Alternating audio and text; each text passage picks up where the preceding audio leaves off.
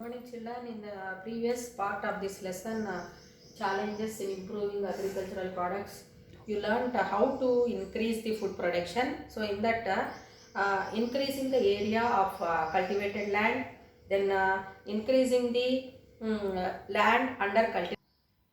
Good morning children, you learned in the previous part of the lesson challenges in improving agricultural products. How to increase the food production means increasing the area of cultivated land, then increasing the production of food in the existing land, developing high yielding varieties, alternating crops, mixed crops, and cultivating short term crops. So all these we have discussed in the previous part of the lesson. So now out of all these, which are the best methods means here alternating crops or mixed crops, cultivating short term crops, they are the best methods. Okay. So in alternating crops what will happen? So as the farmer is going to change the crops in every season. So for example in Kharif season, if the farmer grows paddy, in the Rabi season if they grow pulses, then it helps in the increasing fertility of the soil. Then mixed crops in one season, as the farmer is growing different types of crops, so different crop yields he is going to get. Then cultivating short term crops. So we know that so many problems are there, climatic conditions are taken into consideration. So the farmers are advised to grow the short term crops, so which are going to complete its life cycle less than 100 days and give good yield. So like that, these are the best methods. But to increase the food production, to bring the needs of population, we have to follow developing high yielding varieties. So how the farmer can produce high yielding varieties, that we will discuss today. To get high yield in the crops, three methods are used. Three methods are used by the farmers. So what are those three methods? Means first one is said to be improving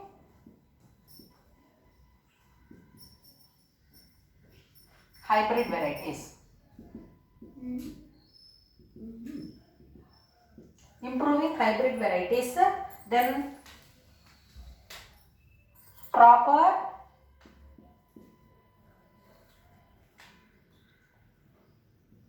crop management methods,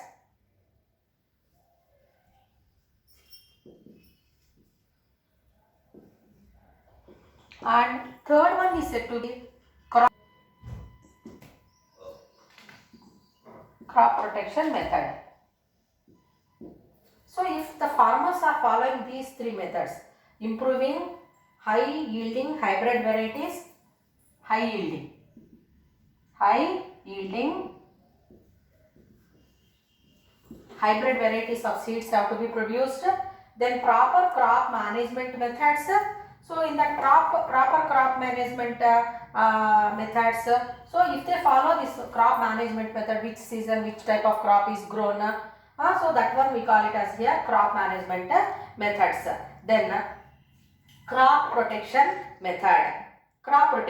Why the crop has to be produced? Why the crop has to be protected? Because as we people are getting so many diseases, so we are getting medicines to control the diseases, and we are preventing from the diseases. Just like that, the crops also must be protected against the diseases. Okay children, so that one we call it as crop protection method. So they are following so many methods which help in protecting the crop from so many pests, insects or other organisms. So if they follow, definitely that will increase the high yield. Is it clear to you? Improving high yielding varieties. So how this can be done? So have you observed any time if you go along with your mother to the market to get grains or vegetables.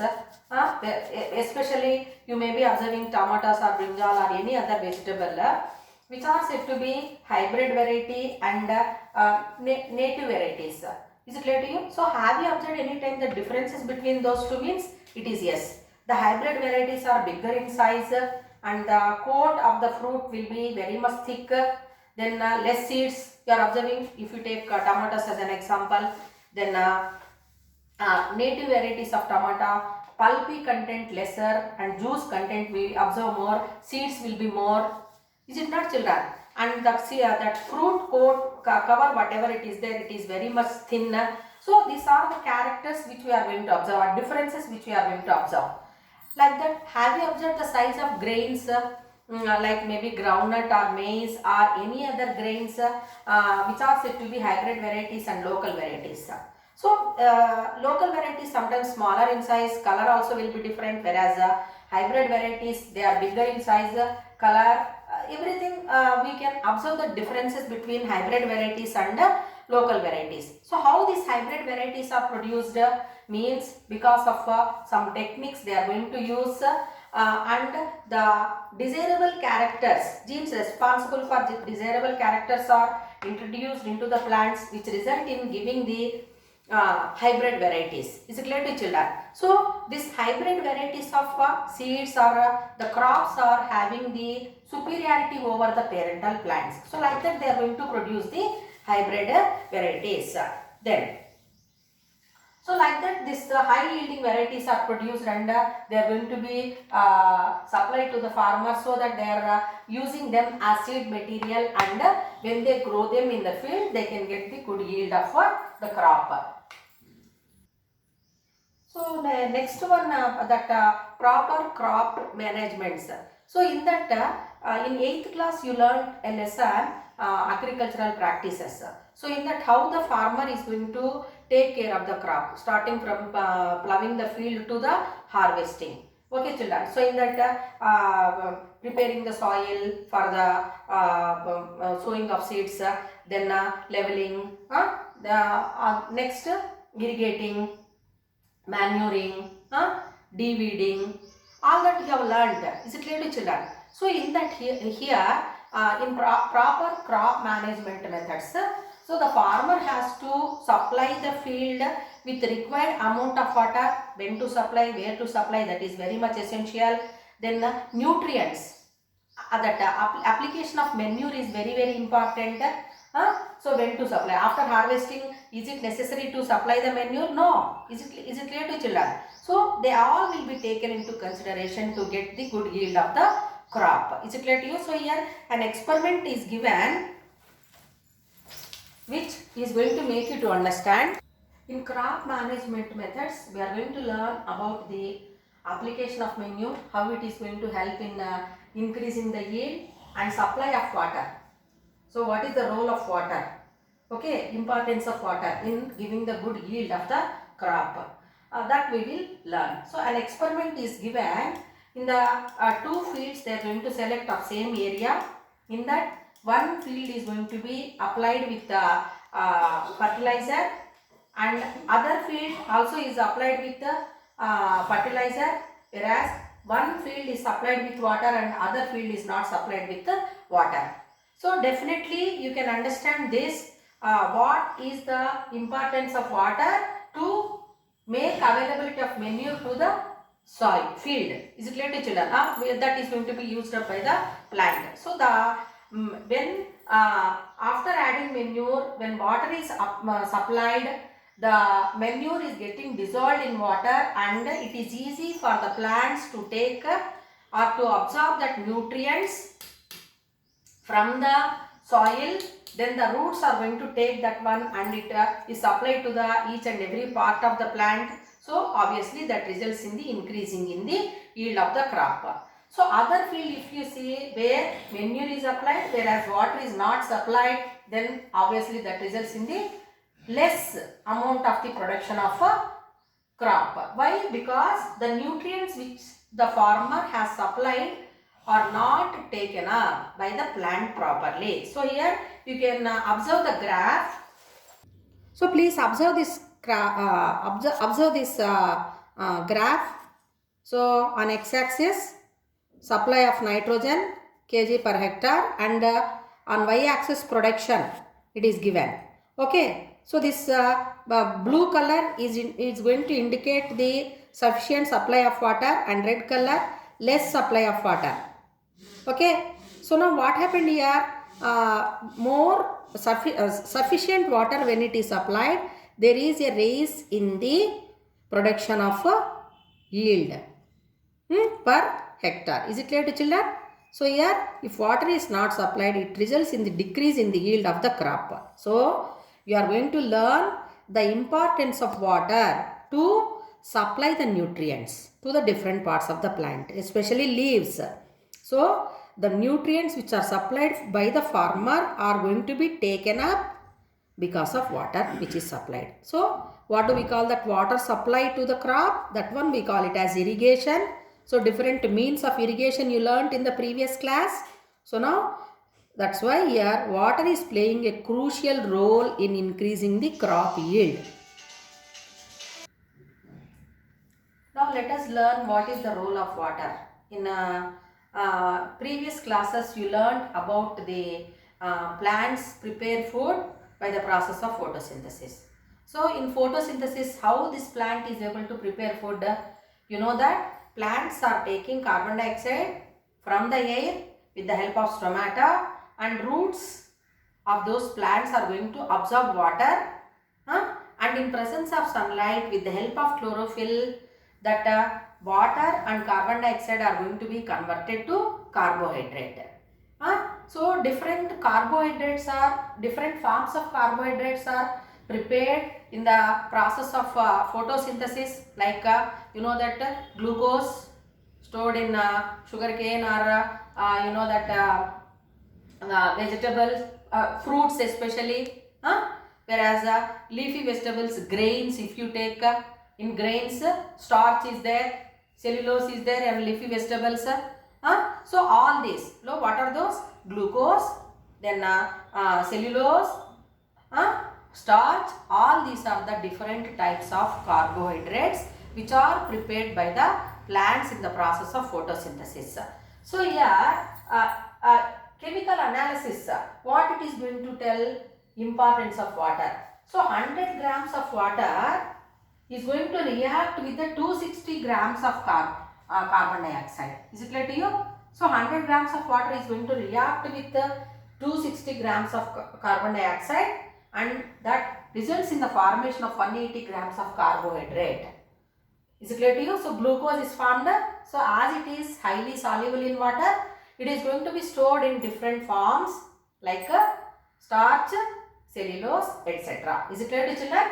So a chemical analysis is going to make you to understand that 100 grams of water reacts with 260 grams of carbon dioxide to form 180 grams of carbohydrate. So whatever water, whichever is supplied by the farmers, is that water going to be used all by the plant? Means no, children. Is it clear to you? Some amount of water is going to be getting lost in the form of evaporation. Is it clear to you? So how that process is happening, with that with an experiment we will do. So we have to take a potted plant,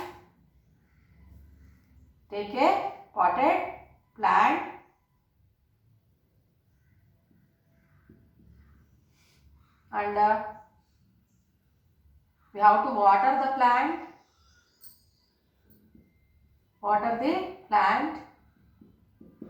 and we have to know that how that water is lost from the plant. So what we have to do? So we have to select the some part of the plant, and we have to take a polythene cover, and we have to cover the leaves with that polythene cover, and we have to tie it. Okay, and we have to supply water to this pot, and we have to keep it in sunlight. So after few hours, what we can observe here? Inside this polythene cover, we can observe the droplets of water.